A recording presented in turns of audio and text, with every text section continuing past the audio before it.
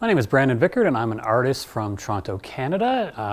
And I grew up in Southern Ontario, and I've exhibited across Canada and the US as well as in Europe.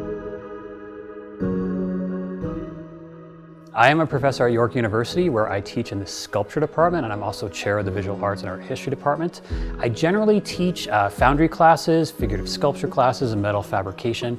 A lot of hands-on techniques on how to build sculpture and how to learn through the material process of actually developing skills and engaging in materials.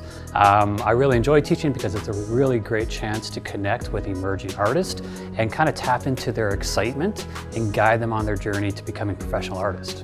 I've just always been a sculptor. Since I was a kid, I just worked with clay and dirt to build things, and that just kind of evolved into a career as a professional artist. You know, as an artist, I'm just really drawn to ideas of how we see ourselves from a cultural standpoint, how we think about the future, how we think about the past, and how we can make those beliefs into physical manifestations to express our concerns over the future and over where our society is heading. The Roswell Museum invited me to participate in this exhibition. We started our initial conversations, I believe, in October of 2021. And over the few months, we kind of nailed down which 3 pieces would be included in the exhibition. And then we worked to put together these pieces and get them here to Roswell.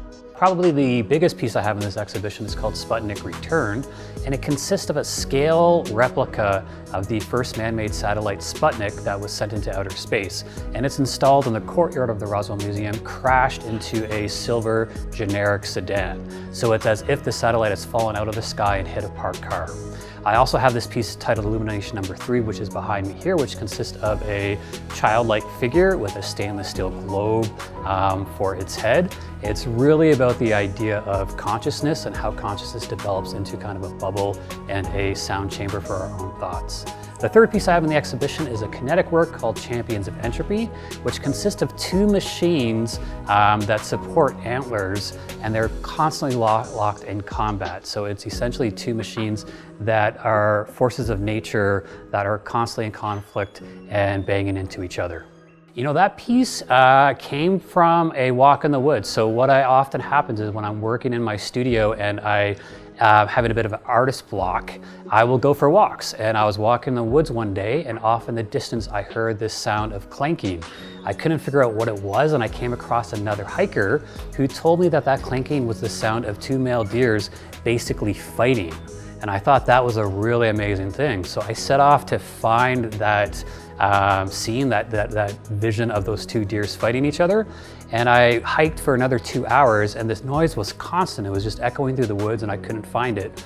And eventually I stopped in a clearing, and I heard a voice from the woods in a tree up above me, and it was a hunter, and he told me I was scaring away the deer, and he was sitting in a tree clinking 2 antlers together as a way of attracting other male deer. And I guess this is a pretty common practice with hunters, where when they want to attract a buck deer to shoot, they'll clang 2 antlers together because other deers will hear the sound of 2 deers fighting, and they will come to challenge the winner of that battle because that winner will be exhausted and it's easy pickings for them, and then they get to mate with the female.